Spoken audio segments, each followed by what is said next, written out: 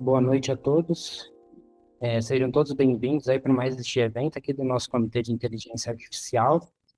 Hoje a gente está aqui com o Enio e com o Fernando, que vão apresentar o tema Ética em IA, Responsabilidade e Transparência. Desejo a todos um bom evento e a palavra é toda sua, Enio. Bom, se todos me ouvem, beleza. Boa noite a todos, obrigado pela presença de vocês, né?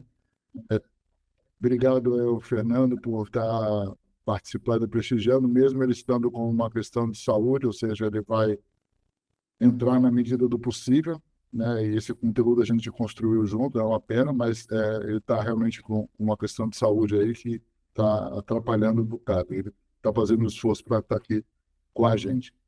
Bom, meu nome é Enio, eu sou engenheiro, sou sócio da Doxa Advisors. A Doxa é uma empresa de consultoria, né? Sou membro da PUC Angels já há algum tempo, né? E coordeno o Comitê de Regulação da Inteligência Artificial. E foi daí que a ideia de fazer essa apresentação, né? E contando só uma história, quando eu entrei na PUC Angels, eu ia conversando com o Fernando, e por isso que acabou que a gente construiu isso em conjunto, né? Uma das minhas ideias ou ideais, um dos meus ideais era estar em um lugar em que pudesse se tornar um lugar de fala dos assuntos principais, né? Relativos a não só a tecnologia, mas outros. No meu caso particular, eu já estou na área de tecnologia há muito tempo.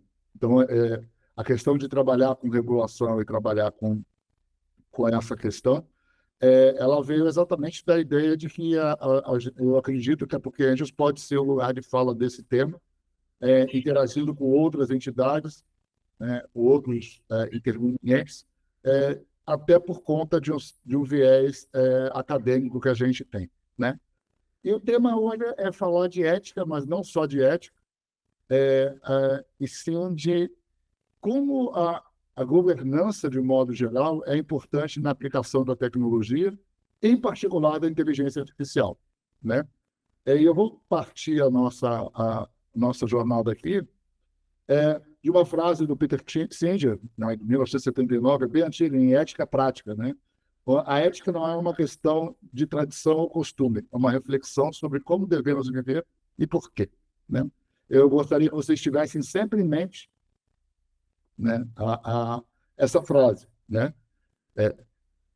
Como a gente deve viver e por quê. Se a gente colocar isso para dentro da IA, ou da tecnologia em geral e da IA em particular, né, a gente começa a dizer que a ética tem o papel de nos guiar sobre o que a gente deve fazer com o uso dessa tecnologia, o que a gente não é sobre só o que pode, mas o que a gente deve fazer. E a ética, ela não é apenas alguma coisa pensada com bons princípios, quer dizer, não são princípios éticos apenas. Ela precisa ser construída com boas práticas, fiscalizada por bons mecanismos, sustentada por boas instituições. E aqui, nesse último item, que eu acho que a PUC Angels tem o seu papel, né? A gente é uma boa instituição e a gente precisa ajudar e apoiar a sustentar e a difundir a questão da ética, né, na tecnologia, em outras áreas, mas no caso em particular aqui da própria IA, né? Então, o que a gente fala é que eu faço a comparação com todo mundo conhece os 10 mandamentos, né? Os 10 mandamentos são 10 princípios éticos, né? Mas eles jamais seriam praticados se a gente não tivesse toda uma base, instituições que estivessem por trás disso e reforçassem esses princípios e, principalmente, guiassem e fizessem com que as pessoas efetivamente achassem que vale a pena seguir, né? A ética dentro da inteligência artificial, guardada as devidas proporções, não é muito diferente disso. Não adianta a gente ter uma série de princípios excepcionais se não existem boas práticas que implementem esses princípios, que não existe uma base de regulação e fiscalização que veja se está cumprindo isso ou não, e principalmente, né, não fosse referendada por instituições com reputação. Então, lembrando, eu acho que a PUC Angels eu tenho o prazer e o orgulho de participar dela, exatamente por acreditar que a PUC Angels pode ser uma dessas instituições que sustente a questão ética para todos vamos dizer, assuntos, e aqui, no caso em particular, a IAN, né? Aí, qual é a ponte que existe entre a ética e governança, né? Quer dizer, como a gente falou, a ética são princípios, né? A regulação, a governança são estruturas que nos permitem fazer com que esses princípios funcionem, né? E a governança normalmente inclui, né, a regulação normativa, a responsabilização jurídica e não jurídica, incentivos institucionais e as demais estruturas, né? Então, na verdade, o que a gente vai falar muito aqui é dessa ponte, né, que está nessa figura, né, que liga os princípios éticos, que o grande ideal da ética e dos princípios são de orientar o propósito, né, e fazer esses propósitos se realizarem. A governança é um instrumento. E o que a gente vai conversar aqui é muito sobre isso. Ética sem governança é uma ótima intenção. E governança sem ética é uma regra que não tem direção. Então, a ética e governança são pares. Elas precisam funcionar em conjunto. Uma coisa importante, se alguém tiver alguma dúvida e quiser uma pergunta, pode fazer. Eu acho que eu vou pedir só para o Edu controlar a mãozinha levantada, porque nem eu estou falando, nem sempre eu consigo enxergar a mão levantada. Mas a ideia é não ter um espaço para perguntas necessariamente, mas haver perguntas na medida que elas acontecem. Se alguma coisa vai para depois, a gente deixa para depois. Muito bem. Então, voltando, a nossa ideia é trabalhar com a ética, que é o conjunto de princípios, e como é que a gente faz com que esses princípios funcionem. Isso é a governança.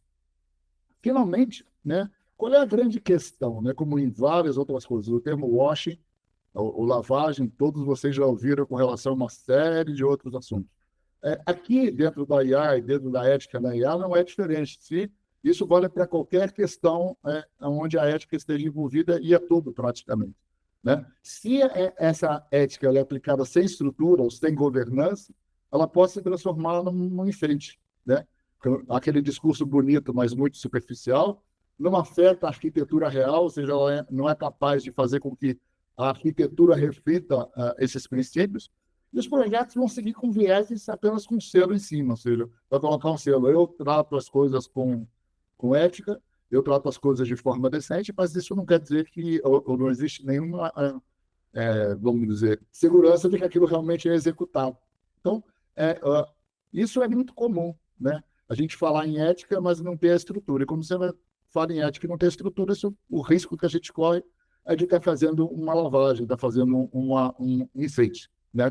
E não é isso que a gente acha que tem que acontecer, né?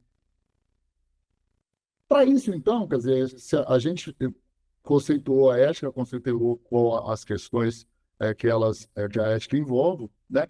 Vamos começar a falar da governança, né?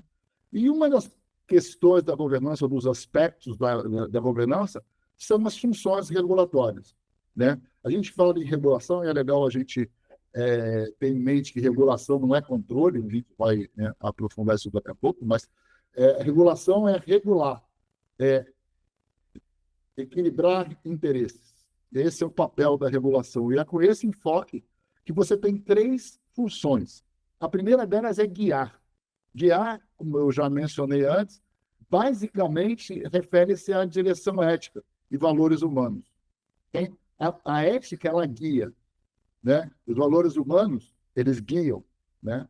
Porém, se você não incentiva essa jornada, né? Essa direção, com boas práticas, com mecanismos de mercado, com modelos de referência, aqui com o modelo de referência, uma ISO, né? Uma LGPD, enfim, e outras normas, né? Se você não introduz práticas, a direção se perde por falta de como chegar nessa direção, né?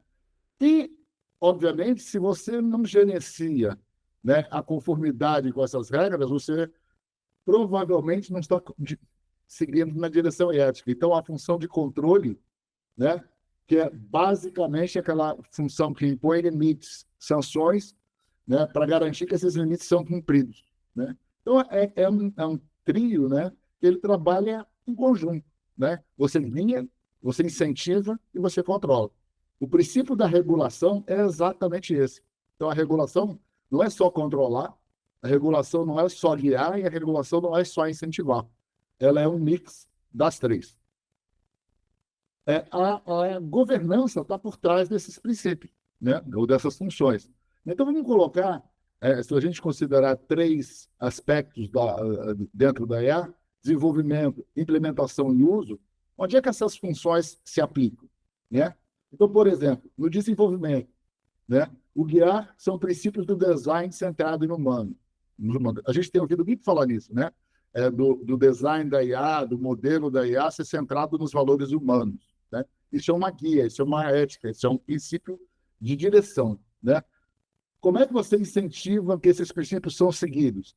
Por exemplo, financiando iniciativas que sejam responsáveis.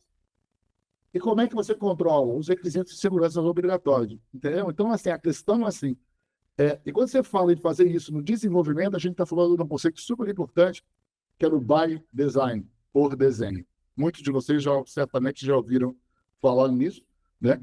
E quando as coisas são desenvolvidas, quando essas funções são aplicadas by design, ou seja, na concepção de um produto, de uma aplicação, de um modelo, você com certeza tem grande chance de que ela se comporte da maneira mais adequada possível, né? Na implementação, né, o guiar já seria o framework de avaliação de impacto, seriam os modelos normativos, né? O incentivo são com certificações, são os selos de qualidade. E o controle são auditorias dessa conformidade. No uso, isso são só exemplos, né, para vocês terem uma ideia do que como se aplica cada função dessa. Quando você está usando, quer dizer, vamos olhar do lado da pessoa que usa, né? Monitorar resultados é o controle, ver se aquilo está dando o resultado que tinha que dar. Treinamento ético para usuários, né? E incentiva, por exemplo, com seguro para sistemas responsáveis. Então, ou seja, as funções regulatórias, elas se aplicam em todos os três aspectos, né, da vida, né, de um modelo de IA, né? Desde o desenvolvimento, na implementação e finalmente no uso, né? Isso é um ciclo, né, que vai se repetindo. Bom, visto que a gente tem, então, um guiar, que é o ético, né? Você tem os incentivos, que são as normas, aquilo que incentiva você a cumprir aquela direção, e o controle, que basicamente verifica se aquilo está sendo cumprido, né? A gente tem três abordagens que complementam ou que se juntam com isso. A primeira delas é a ética propriamente dita, aplicada ao design e uso da IA. Ou seja, seria a incorporação de valores éticos em todo o ciclo de vida da IA, desde o desenvolvimento até a implementação. Então, quando a gente fala em ética aplicada, é a ética dentro de todo o ciclo de vida da IA, né? Do berço, né, até o crescimento, construção e utilização, né?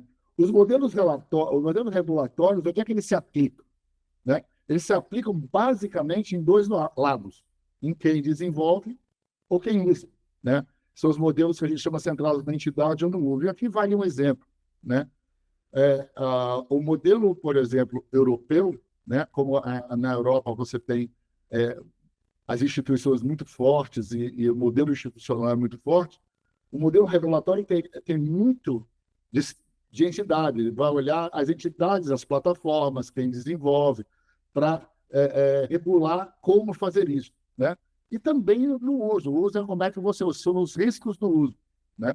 Então, esses são os dois. O PL, o PL nosso aqui, o 238, ele tem muito mais a ver com o uso do que a entidade. Por quê? Aqui no Brasil, a gente tem menos, vamos dizer assim, a cultura de regular as entidades. A gente tem essa cultura, ainda é muito difícil. Vide a LGPD, né? Como é difícil a gente colocar a LGPD e obter a conformidade pelas empresas, né? Então, é essa a questão dos modelos regulatórios, que ele pode olhar ou quem desenvolve ou as plataformas, ou ele pode olhar o uso, ou seja, a aplicação em si. Finalmente, a governança por meio de mecanismos de mercado, né? Ou seja, são incentivos econômicos, seguros, certificações, selos, tudo isso para quê? Para que a gente fomente e promova boas práticas, ok? Muito bem. Como é que isso se relaciona, né, com as três funções da regulação? Quer dizer, que seria o guiar, o incentivar, né, e o controle, né? Equilibrando cada uma dessa abordagem com cada uma daquelas funções, né? Que essas funções, embora sejam distintas, né, elas não são excludentes, elas são uma combinação, né? Esse gráfico ele ilustra isso, ou seja, quando a gente fala em ética aplicada, a gente basicamente está falando da função guiar, né? Até poderia ter um pouco de controlar e um pouco de incentivar, mas basicamente a função da ética aplicada, quer dizer, só voltando para o que é ética aplicada, é a incorporação de valores éticos em todo o ciclo de vida da IA, né? Isso tem tudo a ver com guiar, com você mostrar para o teu público, para as entidades, para os seus usuários, para os desenvolvedores, qual é o guia? É centrado no humano, é evitar viés, é justiça. São coisas aparentemente abstratas, mas que guiam a construção, né? Sem a ética aplicada, você vai fazer aquilo que pode, não aquilo que necessariamente deve ser feito, né? Já a regulação por entidades, ela influencia um pouco o guiar, né? Mas ela é basicamente o controlar, né? A regulação por entidade de uso, ela implementa, né? Acaba implementando os princípios da ética através de práticas, né? E onde é que estão essas práticas? No mecanismo de mercado, que incentiva os indivíduos a usar essas melhores práticas, seja através de um selo, seja através de um prêmio, seja através de um seguro privilegiado. O seguro, quando a gente fala em seguro, é importante, é aquele seguro que, se alguma coisa acontecer errado, ele cobre os prejuízos e os danos, né? Então, o seguro normalmente o seguro incentivado, ele é um mecanismo muito importante para tudo isso, porque falhas acontecem, né? E o seguro cobre os prejuízos dessas falhas. Agora, se a gente não trabalha com tudo isso aí, o seguro ele vai cobrar um preço impagável. Então, o seguro incentivado, ou seja, por preços razoáveis, incentivam a gente a seguir as boas práticas, ok? Gente, eu estou falando muito. Se tiver alguma pergunta, alguma questão, fiquem à vontade.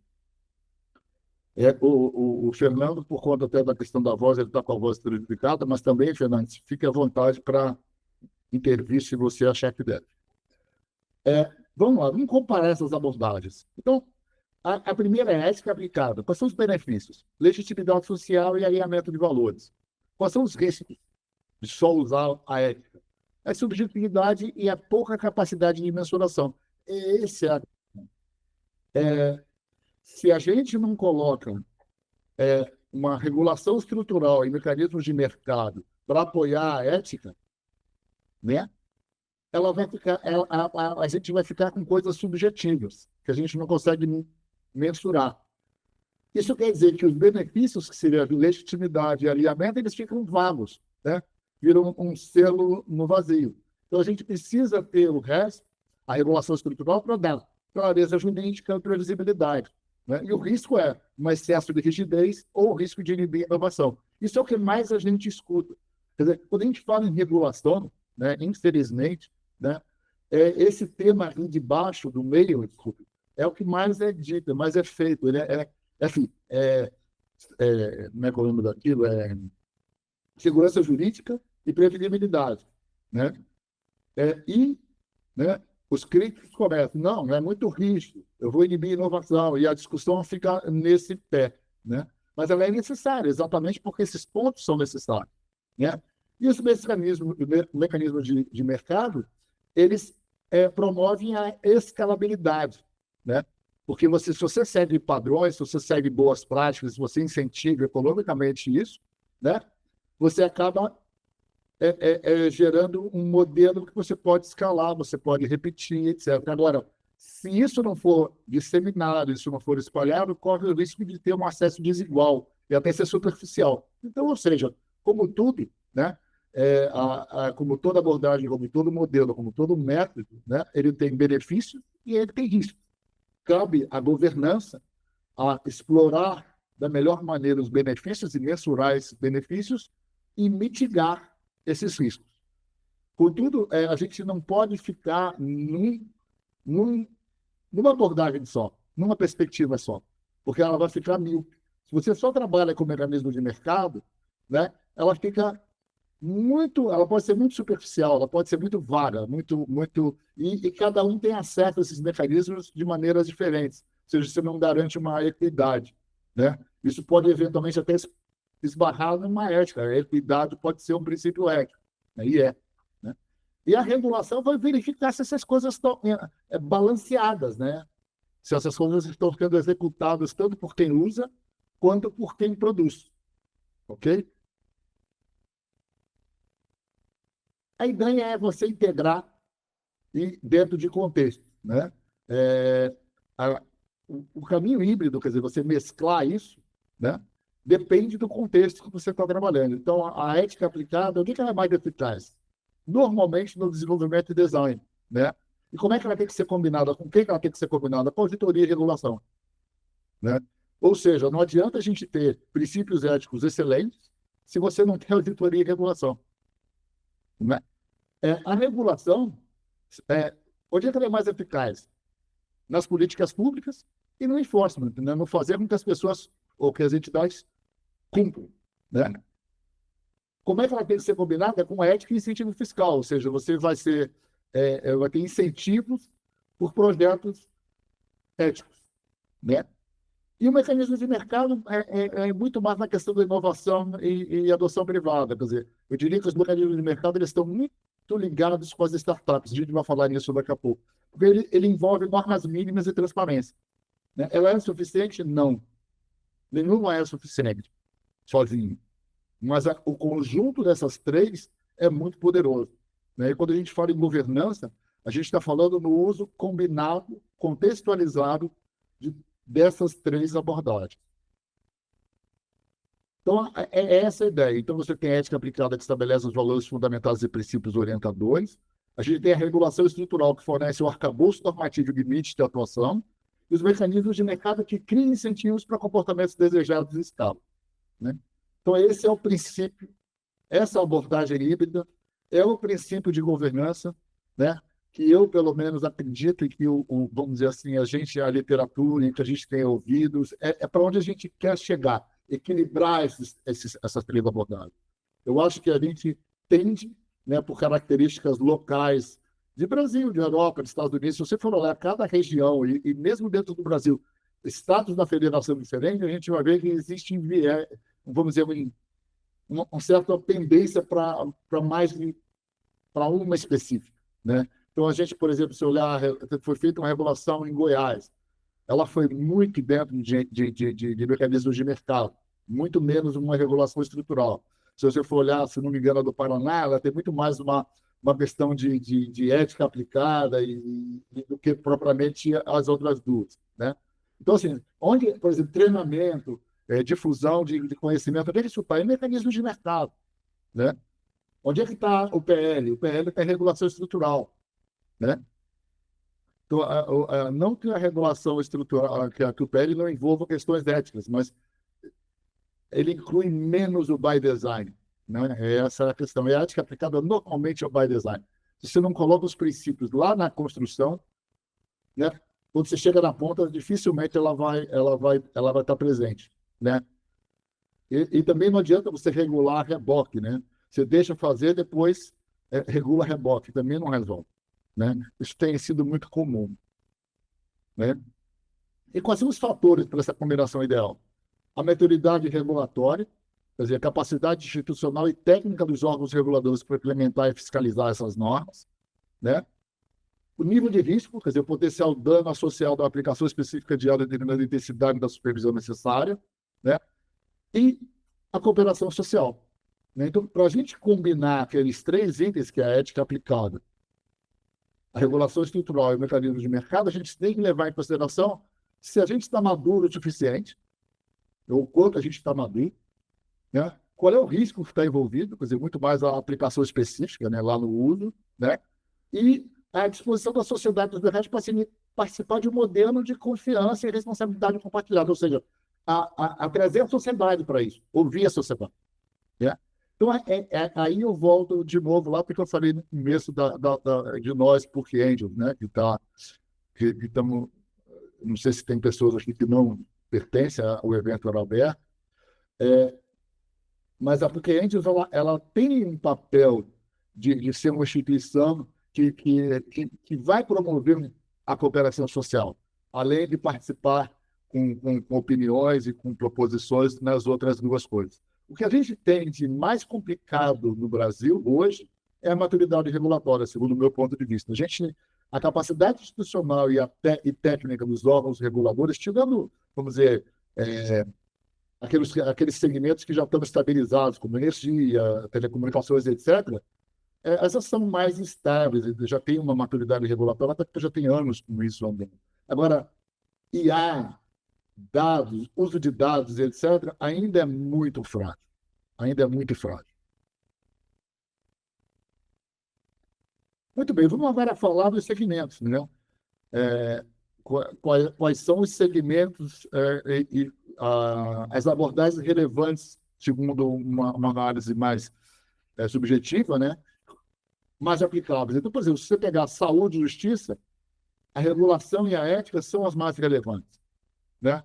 Nas startups, os mecanismos de mercado com a ética são os mais relevantes. As grandes plataformas, né, que são os modelos das fundações, isso daí, é uma regulação por entidade mais mercado. E governos e políticas públicas é estrutural. É o eixo jurídico, institucional e todas as regras como suporte. Então, ou seja, quando a gente fala que a gente está criando, tem um PL, ou tem a comissão, ou tem o Plano Nacional de IA, isso é governo e política pública. Isso tem muito a ver com a regulação estrutural. Por isso, você não pode falar num plano de país falando de inteligência artificial se você não tem uma regulação estrutural bem dimensionada. As coisas têm que andar juntas, né? Quem participa lá do grupo nosso, lá disso, é uma coisa que eu bato sempre, né? Não adianta você ter um plano se você não tem uma regulação estrutural, principalmente se você fala em política pública. Agora, se você fala nas startups, se você coloca uma regulação estrutural muito forte e quer que ela cumpra, ela não vai cumprir, não tem como fazer isso. Ou seja, precisa ter visões diferentes, ou seja, o próprio PL precisa começar a enxergar mais essas outras abordagens quando a gente fala num modelo regulatório mais amplo, né? Então, essa é a mensagem que eu queria passar até agora. Quer dizer, quando a gente fala em ética, a ética sozinha não garante nada. Se a gente fala só em regulação, ela também não garante nada. As coisas precisam ser juntadas ou vamos dizer, amarradas através daquelas três funções. Como eu guio, como eu incentivo e como eu controlo. Ok? Bem, vamos sair do teórico, vamos para o prático, né? E vamos tentar. E aí, agora eu vou. Se a participação de vocês seria legal, a gente tem mais ou menos meia hora ainda, né? Eu acho que é legal se vocês puderem participar e vocês colocar os pontos de vista. Eu acho que isso vai enriquecer o debate, né? Eu vou falar em alguns cenários, e dependendo do andar do cenário, a gente vai falar em todos ou vai falar só um, só dois. Mas eu estou com 3 cenários aqui, né? Qual é o contexto aqui? É uma startup que fornece triagem automática de currículos e entrevistas utilizando modelos de linguagem natural. A solução é usada por empresa para acelerar o processo seletivo e recriar candidatos. Isso aqui é baseado em casos reais, mas não é um caso real específico, né? Até porque, nesse aspecto, todos os casos eles são muito complicados de você expor, exatamente porque você tem NDA, você tem confidencialidade nessa história. Então, normalmente, eu não cito nomes aqui, né? Exatamente pela questão da confidencialidade, principalmente quando a gente fala de problemas, né? No entanto, a ferramenta começa a ser questionada para promover a discriminação algorítmica com padrões de exclusão associados à idade, gênero e raça. Sim. Esse contexto, a gente já falou nisso várias vezes, tem casos, todo mundo conhece. A pergunta que eu coloco, e aí se vocês participarem seria legal, seja falando, seja lá no chat, e aí eu peço de novo Edu, a moderação, né? É assim, se a IA discrimina candidatos com base em padrões históricos de dados, quem deve ser responsabilizado? O desenvolvedor da tecnologia ou a empresa que a utiliza no processo seletivo? Esse cenário está tratando do modelo de governança na questão responsabilidade, né? Quem é responsável por questões quando as coisas não vão tão bem? Porque quando as coisas vão muito bem, a gente sabe muito bem que todo mundo, né, filho bonito, todo mundo é pai, né? Agora, quando o filho é feio, quem é que a gente vai cuidar, né? Então, a ideia é exatamente essa. Quer dizer, se vocês quiserem comentar, eu estou aberto a ouvir.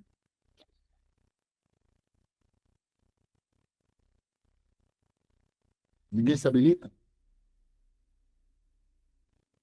Um de cada 10, pessoal. Oi, gente, tudo bem? Deixa eu interagir aqui. Eu tô no meio de uma viagem, mas eu vou tentar participar aqui também. Só deixa eu tentar entender.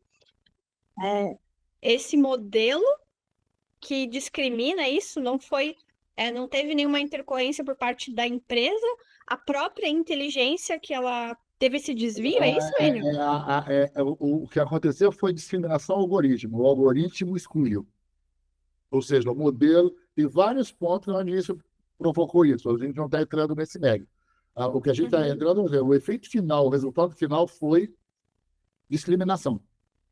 Se você teve discriminação, alguém precisa se responsabilizar por isso. Quem é? Né? Isso faz parte do modelo de governança, a responsabilidade. Então, assim, não tem uma resposta certa. É uma discussão, né? O modelo de governança pode ajudar a gente a determinar responsabilidades. Perfeito.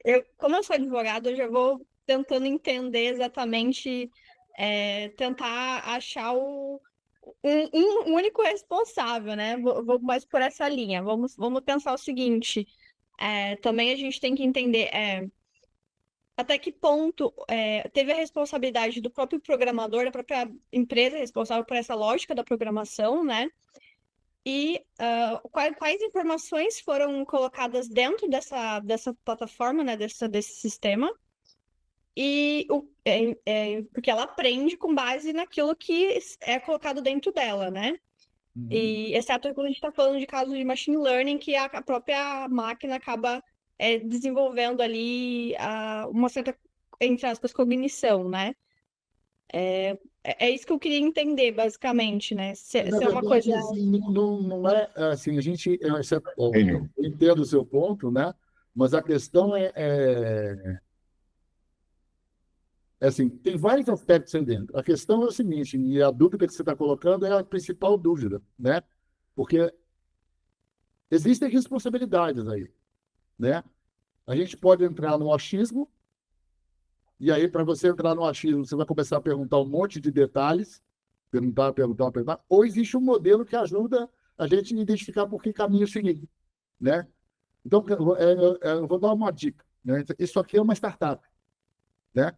Se a startup tivesse um modelo de governança baseado numa norma qualquer, né? Uma ISO, sei lá, 42.100, não sei quanto que é a norma, por exemplo, de uso de IA para determinadas coisas, né? A Talentflow ela estaria ancorada por isso. Então, se estivesse tendo viés, é a questão da prestadora, quem montou aquele modelo, né? Ou seja, você teria meios de encontrar isso. Se você simplesmente, isso aqui vai um alerta, né? Se a startup simplesmente pega um negócio porque é bacana, porque a tecnologia é legal e vai e usa, sem nenhum modelo de governança que dá suporte, vai cair exatamente no problema que você está perguntando, né? Onde é que está o problema? Como é que é isso? Né? Então, ou seja, o uso da IA por startup, ela precisaria ter uma governança para validar o modelo, que estivesse inserido em alguma coisa que ela pudesse mensurar, né? Então, é por isso que a gente fala, ela tem que ter um princípio ético. Qual é o princípio ético da Talentflow? Ela tem que ter isso. Então, assim, isso quebrou, talvez, o princípio ético. Se ela tem um princípio ético e começou a encontrar isso, né? Quem é que fez esse princípio ético ser respeitado, né? Então, é essa a ideia. A ideia da gente colocar cenário é exatamente colocar o seguinte, né?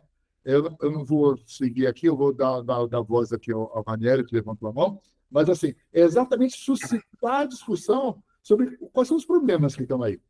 E como é que o modelo de governança, que é baseado em tudo aquilo que a gente falou até agora, ele pode ajudar a se olhar para isso e resolver o problema, a criar um modelo de responsabilidade, que é, talvez, gente, seja um dos grandes problemas nossos, enquanto país e cultura.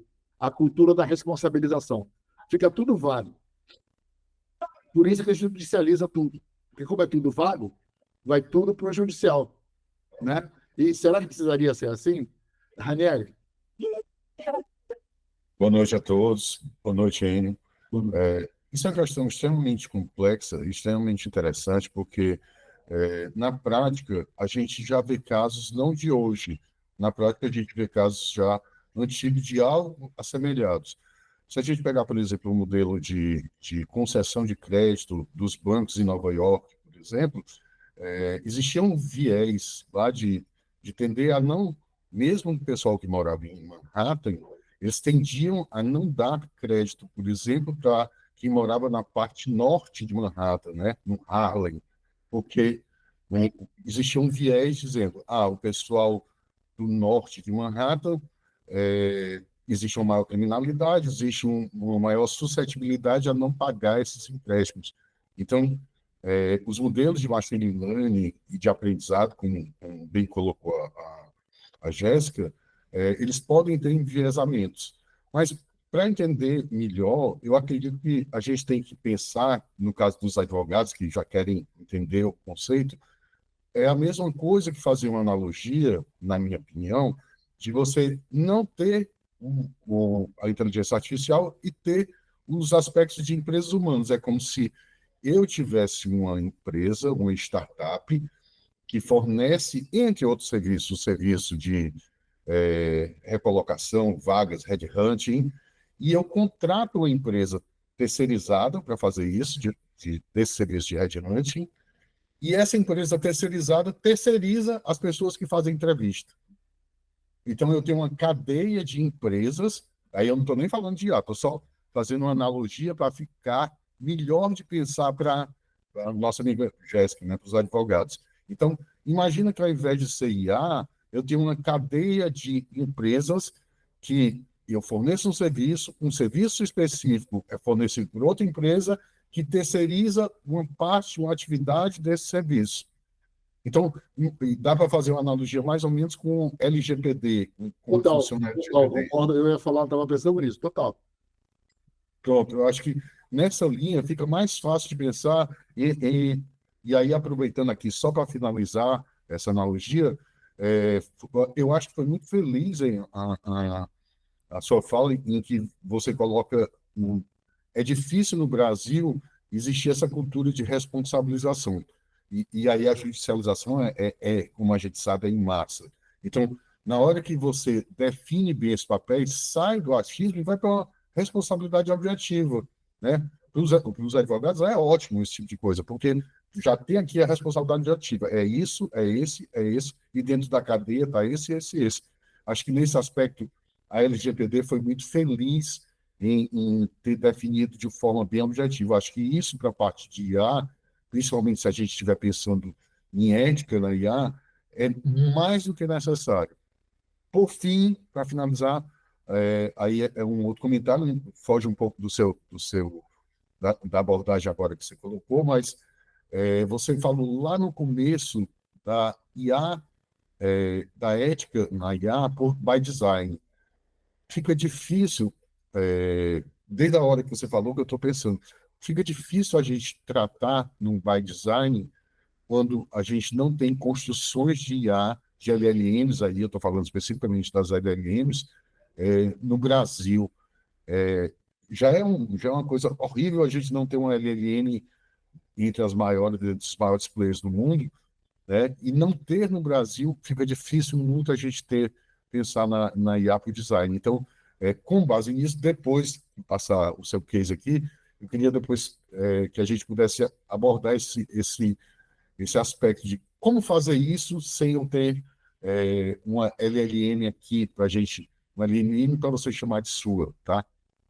Olha, eu posso tentar, eu concordo com seus pontos, principalmente com esse último, né? Mas eu gostaria de colocar um aspecto que vem um pouco antes disso, né? Que são esses quadrinhos que estão aqui, né? Primeiro, se tivesse uma regulação por uso em vigor, ok? E é uma ética aplicada, né? Seria um princípio, por exemplo, da Talent Flow, antes de contratar quem quer que seja, né? Verificar o que acontece na retaguarda, né? Como é que isso está acontecendo, né? O que eu quero dizer é o seguinte: a adoção da tecnologia, isso que você está falando é verdade, porém, existe uma adoção precipitada da tecnologia sem se verificar certas coisas, né? Que permitem que essas coisas aconteçam. Porque a beleza tecnológica ela é mais importante, num primeiro momento, do que propriamente o resultado que isso vai dar, né? Então, e aí que entra a questão do princípio ético. Então, assim, o princípio ético, a ética aplicada. Por exemplo, o que é uma ética aplicada nesse caso? Eu sou uma Talent Flow, eu sou uma startup de RH, que essa é a função dela. Eu vou usar IA porque ela vai me dar automação, blá, blá, blá, na plataforma, tudo que a gente conhece, né?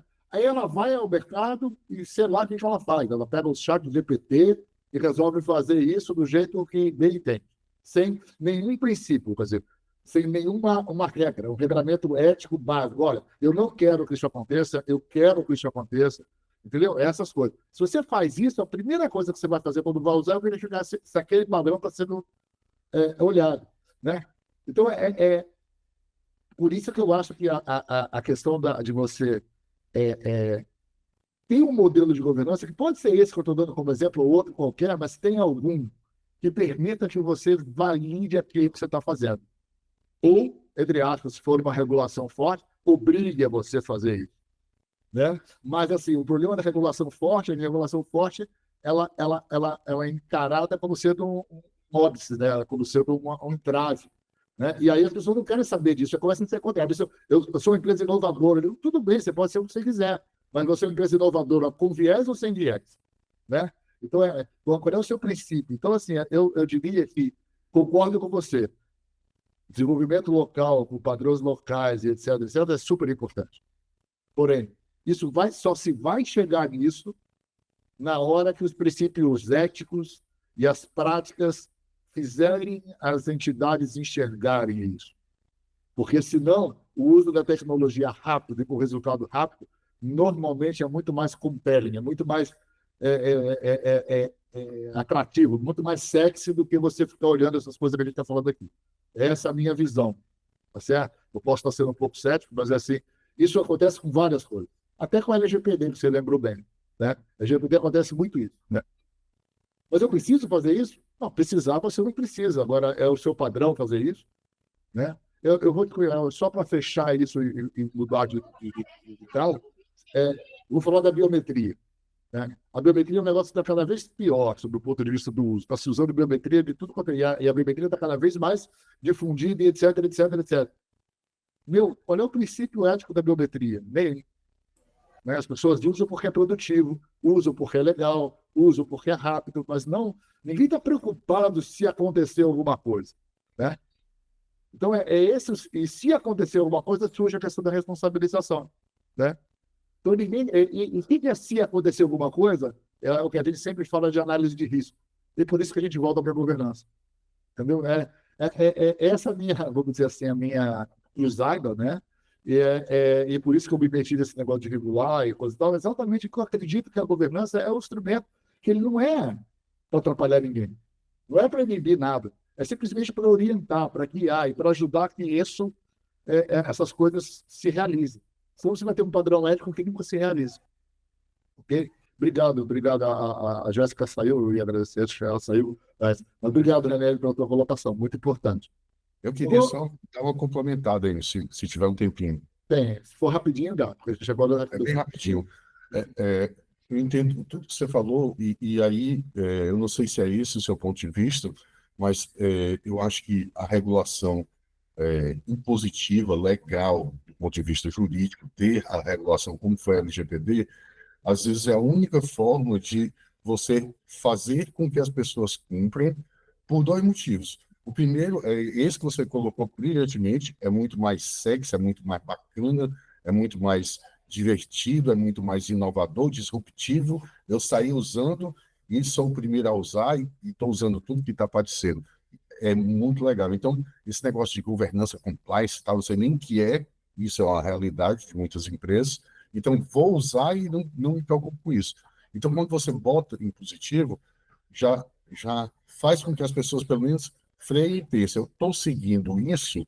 Ou então, existe alguma empresa que vai me orientar nisso? Porque vem o segundo ponto. O segundo ponto é a ignorância no sentido de desconhecimento.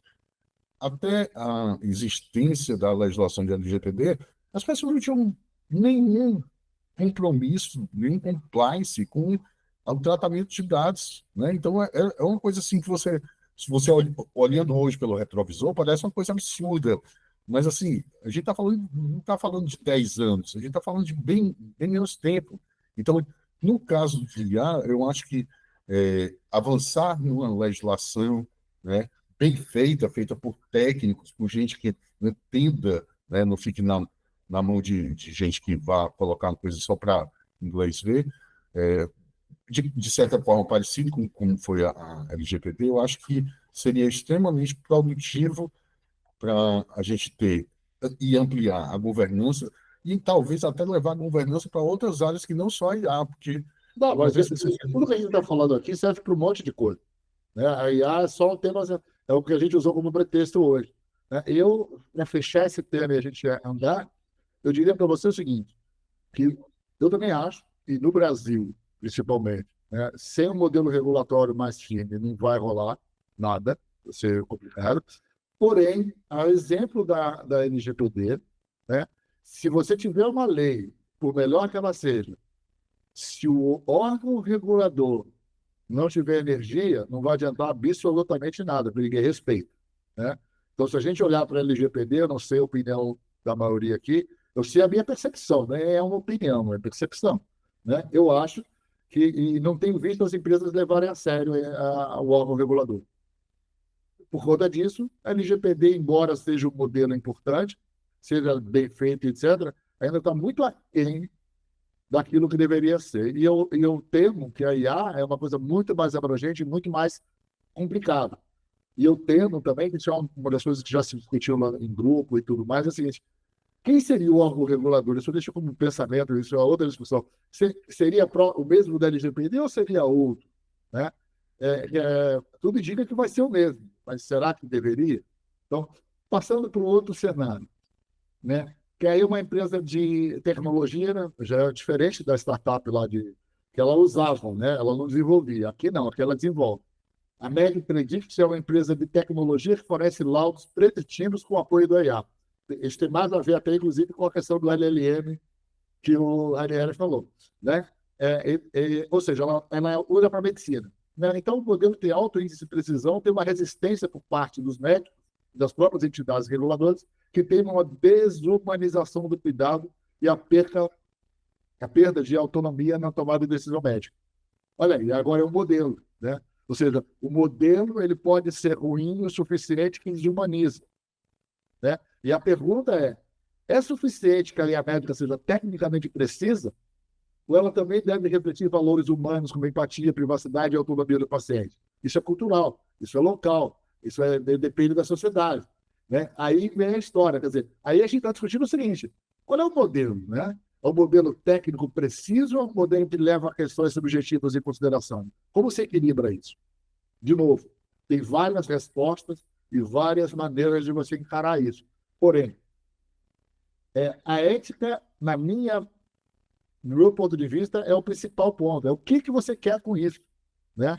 Porque a grande questão é, voltando para o princípio ético, o que guia, né? O que guia? São os princípios éticos. Então, se você coloca que os seus princípios éticos, sejam na construção, ou nesse caso, na construção, leve em consideração valores, empatia, privacidade e autonomia, o modelo vai refletir isso.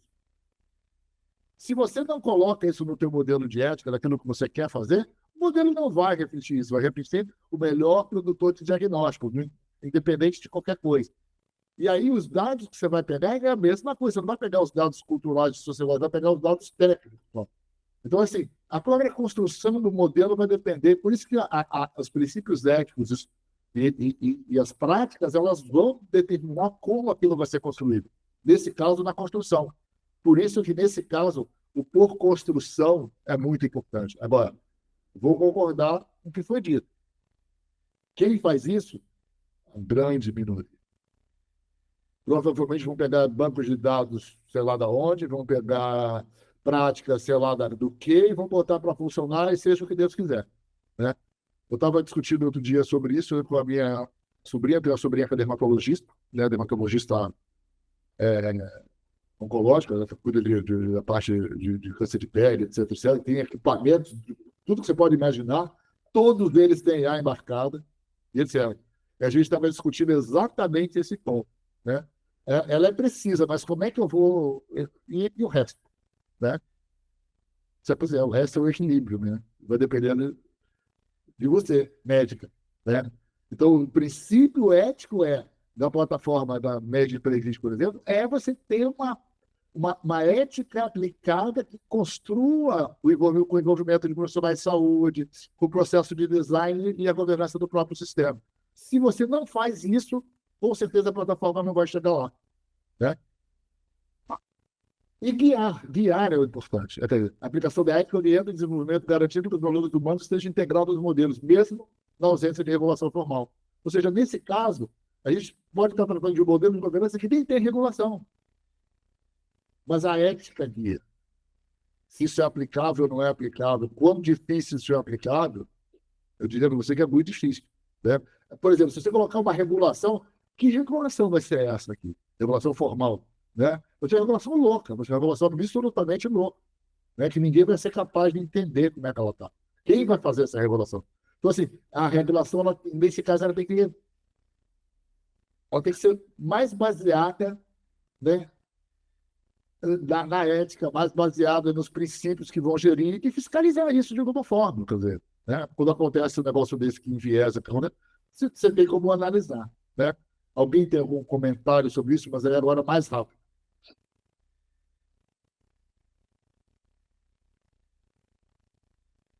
Então, a gente pegou um caso de quem usa e um caso de quem constrói, né? E vocês veem que a abordagem ela pode ser diferente, né? Ela está tratando as mesmas coisas, mas a perspectiva é diferente. Fala, Galera. Meu comentário é bem rápido mesmo. No caso de quem constrói, pegando especificamente no caso da área médica, dependendo de que base ele vai usar, isso pode servir, inclusive, para aceitar ou não aceitar pacientes no futuro, né? Esse é o problema de você não fazer logo. Voltei para aquela discussão lá da LN. Se você não cuidar do enviesamento by design, né? Então você já, peraí, vamos construir de forma que a gente elimine futuramente os casos em que não são interessantes para a gente. Eu não discordo de você, tá? Eu acho que isso precisa ficar claro. Eu concordo com você. O que eu estou falando, o que eu gostaria de colocar para vocês refletirem por que raios alguém vai construir um modelo de LLM by design que evite viés se o princípio ético de quem está construindo aquilo tudo, que está montando aquilo tudo, não inclui isso? Você está entendendo? Esse é um pouco ovo-galinha, é um pouco rabo-cachorro, mas é verdade, as coisas têm que vir juntas. A LLM ela vai ser buscada ou construída, seja nacional, internacional, ou que raio que seja, baseado naquilo que eu quero. Eu não vou aceitar um modelo que não reflita aquilo que eu quero fazer. Agora, se eu quero fazer aquilo, eu vou buscar o modelo. E aí pode ser que esse modelo não exista do jeito que eu quero. Aí eu vou ter que investir nisso. Então, assim, e aí, cara, o único jeito que eu vejo é a política pública, né? Você quer usar isso aí na medicina? Beleza, olha, o Ministério da Saúde faz uma portaria explicando qual é o uso ético dessa brincadeira aí, ou o Conselho Regional de Medicina, ou o Conselho de Medicina, quer dizer, enfim. Mas tem que ter cidades que criem políticas, que muitas vezes são públicas ou governamentais, que vão gerir a questão ética, uma vez que a empresa não é capaz de gerir esses princípios por si só. Você tá entendendo? Então, assim, a política pública ou as normas governamentais e a ética, vamos dizer, de conselhos e etc., ela entra para regular quando o padrão ético não consegue ser determinado por livre e espontânea vontade, né? Que é diferente da regulação técnica, né? É diferente daquela regulação por uso, no caso dos currículos, né? É isso que esse cenário quis mostrar, né? E quando você tem a questão ética, você precisa de outro tipo de regulação, né? Porque aqui eu não estou falando de risco. O risco de uso não é o risco de uso que a gente está falando. A gente está falando do risco de você ter um atendimento que não é humano, um atendimento que não é empático e tudo mais. Porque isso é princípio ético puro. Então, como é que eu regulo isso? Né? Como é que eu obrigo a lei de Predict a ter um princípio ético que trata disso? Não posso obrigar, a menos que eu tenha uma política governamental ou uma política pública que vier do Ministério Público, ou do Ministério da Saúde, ou coisa assim, que diga, olha, o uso de inteligência artificial precisa ter esses conceitos aplicados e a gente vai fiscalizar se não tiver. Ou isso vai ser operado pelo Conselho Regional de Medicina, enfim. É um outro padrão. Não sei se vocês concordam ou não, mas eu penso um pouco por aí, entendeu? Seguindo um pouco adiante, vamos falar da PromptSeg, a última, a gente tem agora 10 minutinhos pela frente. É uma plataforma SaaS, as a Service, com IA generativa para atendimento automatizado via chatbot. Esse talvez seja o mais comum de todos, né? Isso é o que a gente mais vê, né? Muito bem. Então, o produto está sendo adotado por empresas de médio porte, mas opera em um vácuo regulatório, especialmente no que refere à confiabilidade das respostas, exposição a conteúdos inadequados e manipulação de linguagem. Quem nunca viu isso, duvido, porque todo mundo já passou por isso. Todo mundo, né?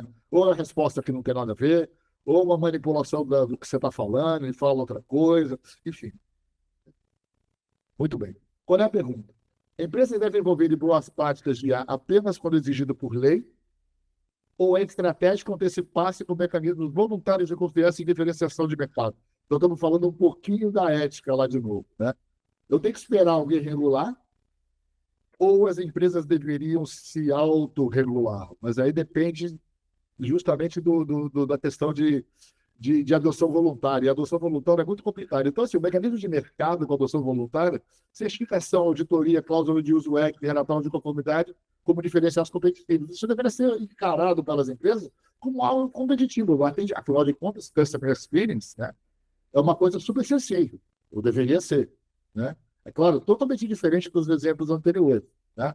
Mas, assim, eu atender bem, ser claro e não ter manipulação de linguagem, deveria ser o interesse da empresa que constrói isso. Não sei se é, né? Então, ou seja, eu defendo que deveria ser. Como é que você faz isso? Incentivo, né? Você cria padrões e incentiva a usar. Como, né? Prêmios, instrumentos, coisas que garantam. Então, ou seja, aí é o lado, vamos dizer assim, que o regulatório é um pouco diferente, né? Adianta você começar, a não ser que seja casos bem graves, porque assim, viés, vício algoritmo e tudo mais, isso a regulação resolve, que é um caso do exemplo 1, né? O caso do exemplo 2 é puramente ético, é aquele padrão que eu quero fazer. Aqui é um mix de alguns incentivos, né? Incentivo à autorregulação, incentivo que você faça aquilo que é bom para você, né? É um pouco do que se fez, né, com a LGPD, você que citou várias vezes a LGPD, né? É tentar mostrar que a LGPD é bom para o negócio, né? Aqui, você trabalhar com esse tipo de questão é bom para o negócio, né? As pessoas acreditam nisso, os empresários acreditam nisso, mais ou menos, né? Mas, assim, na minha opinião, né, as empresas deveriam envolver boas práticas, né? Mesmo quando não é exigido por lei, nem precisaria ser. Na verdade, esse princípio da autorregulação que são o que essas legislações regulatórias mais flexíveis, elas incentivam, né? Coisas que promovem a autorregulação, incentivam a autorregulação. O que existe aí de contrapartida a consequência é que isso acaba envolvendo muito mais ação judicial do que qualquer outra coisa. Porque deu errado, alguém vai na justiça cobrar os seus direitos. E até aí tudo bem, porque nesse caso em particular, o interesse deveria ser da empresa que faz mesmo, né? Se ela não faz o que devia fazer, tem que pagar pelas consequências, né? Desde que excluídos, né? Antes que alguém lembre e fale, excluindo viés, né? Excluindo uma série de outras coisas que a gente já conversou. Eu separei três cenários bem diferentes, mas um, de novo, como nada nessa apresentação, exclui o outro, né? No fundo, é um mix, né? E todas as empresas acabam tendo um pouquinho do contexto da Prompt Service, percebem? Acaba tendo um pouquinho do contexto da Mary Predict e acaba tendo um pouquinho do contexto da Talent Flow, né? E foi por isso que eu coloquei cenários muito diferentes, né? Só para ver que aqui é alguém que usa e é uma startup que mexe com pessoas, né? Currículos e tudo mais. Olha, o viés é um dos grandes problemas, né? Que você pode excluir pessoas, como no crédito, como uma série de outras coisas que envolvem você classificar, né? Pessoas, né? A segunda coisa é uma empresa que produz tecnologia, né?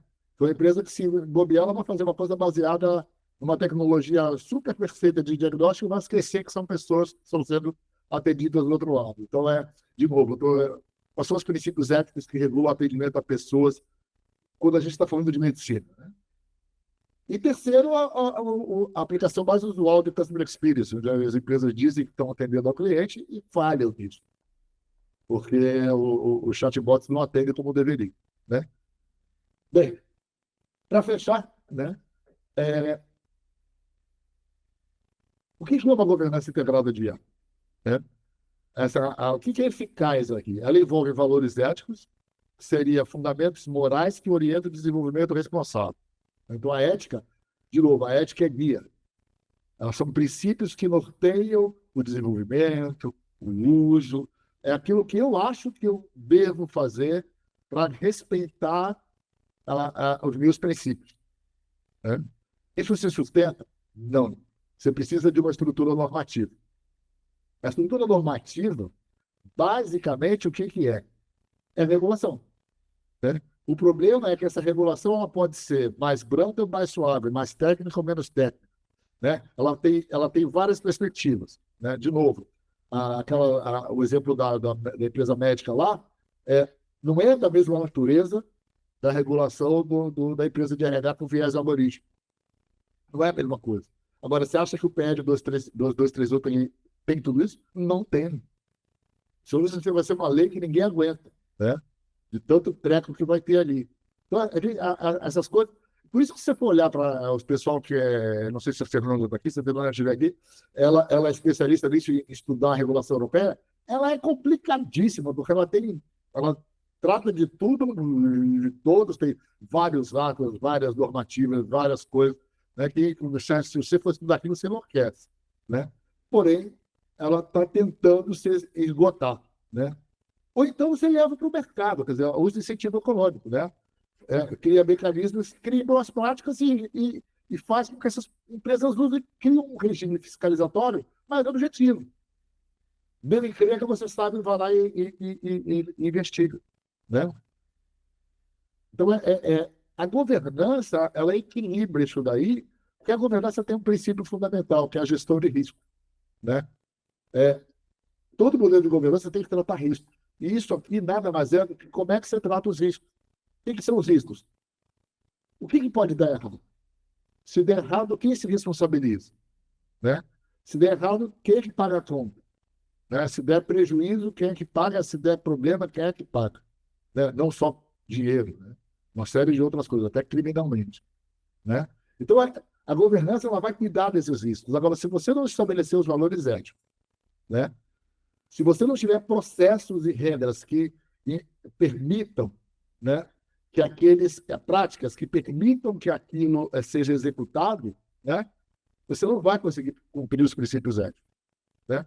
E os incentivos econômicos é basicamente o que o mercado faz para incentivar. Então, são incentivos de financiamento, uma série de coisas que vão fazer as empresas ou as organizações criarem coisas ou a usarem coisas de um modo mais ético possível, mas uma não prescinde da outra, tá? Uma prescinde da outra. Eu não consigo incentivar. Se eu vou incentivar, que mecanismos eu vou incentivar o quê? Né? Então, você pode ter incentivo que incentive pode ser o princípio ético, tá, Ranieri? Eu vou dar o crédito, né? Assim, a que você use bases de dados e a modelos desenvolvidos no Brasil. Porque isso pode ser um princípio, mas isso vai ser definido lá no princípio. A empresa que for fazer isso, ela diz, eu quero que seja desse jeito. Por quê? Porque isso vai me garantir isso, isso, isso e isso. Se a empresa tiver isso, uma organização, ou seja lá o que for, tiver isso em mente, cara, você vai começar a criar fomento para que tenham empresas que façam isso, que o mercado dentro do Brasil se desenvolva. Agora, se todo mundo começar a pegar e usar coisas que vêm de qualquer lugar sem critério, né?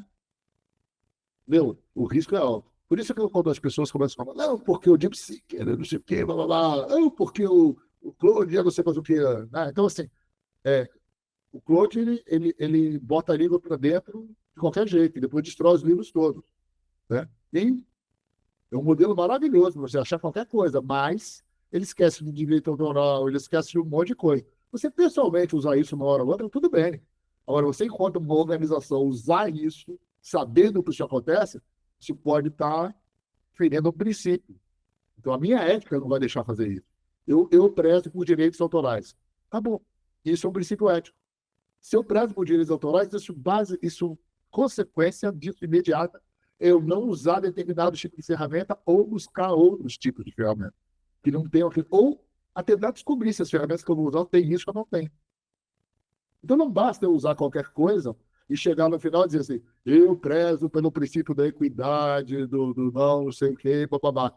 Isso não resiste a uma auditoria. Se der uma encrenca, não resiste a uma avaliação. Entendeu? Então, assim, meu objetivo aqui é, claro, esse assunto não se esgota, esse assunto é um assunto muito complexo, né? Envolve muitas especialidades, não uma só. Né? By the way, eu não sou advogado, tá? Não sou advogado. Eu respeito o conhecimento do advogado, mas a minha origem é totalmente técnica e normativa, tá? Eu gosto de modelos de framework, eu gosto de ISO, eu gosto de uma série de coisas. Né? Eu sou engenheiro, então engenheiro adora a regra, né? Então eu sigo as regras, né? Mas eu acho que não basta, eu tento ser rígido, né? Eu preciso de uma contrapartida de mercado, de incentivo, de flexibilidade, para estimular a autorregulação, né? Precisa de gente que lide com isso, né? Então, eu acho que o Brasil está engatinhando nesse negócio, eu acho que a gente vai errar antes de acertar, né? Mas, voltando para encerrar, eu diria que a PUC Angels, e eu falo muito da PUC Angels, porque é ela que está incentivando a gente a fazer essas palestras e tudo mais, ela é uma entidade que busca ter lugar de fala nisso, né? Então, eu incentivo a vocês que já pertencem ou que não pertencem, né, a pensarem nisso, né, a participar, a opinar, jogar as opiniões, né, para que a gente possa construir uma posição da PUC Angels. Qual é a cartilha ética da PUC Angels? Né? É o que a gente está tentando construir. Né? Para quê? Para depois olhar as práticas, para depois propor. Né? E a gente precisa ser propositivo. Então, essa apresentação foi uma forma que a gente encontrou de mostrar isso para vocês. Né? Eu agradeço muito a presença e a participação. Se alguém tiver alguma pergunta que não quer falar, por favor, pode fazer. Se não, né, vocês me acham no LinkedIn com a maior facilidade e eu estou sempre aberto a conversar sobre esse assunto, porque esse assunto é um assunto que eu gosto. Né? É isso aí. Muito obrigado a todos.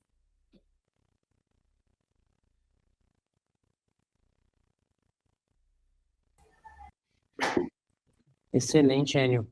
Elaine, eu acho que alguém levantou a mão aí. Eu deixo isso para uma pergunta a mais.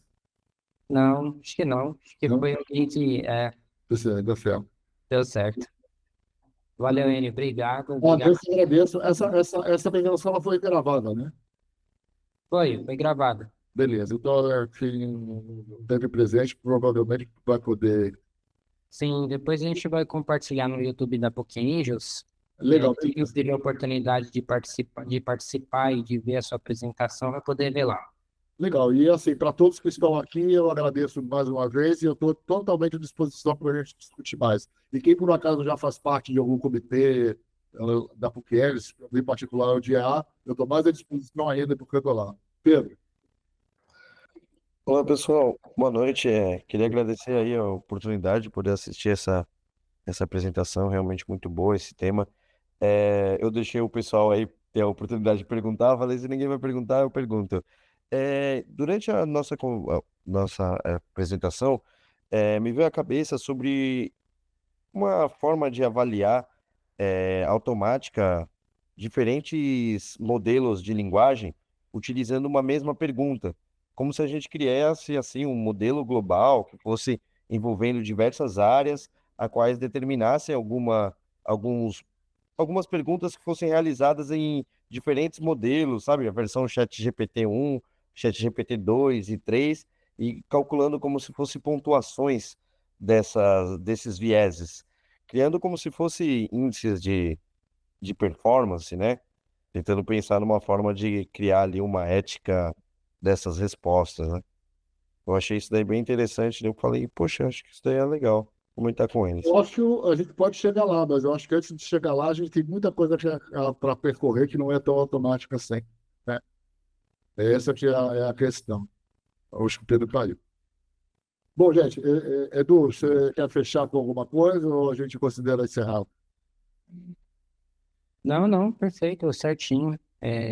Agradecer a todos aí a presença, a você, Enio, ao Fernando, né, que Não, o puderam Fernando, eu esqueci de dar o crédito aqui. O Fernando participou de tudo aqui.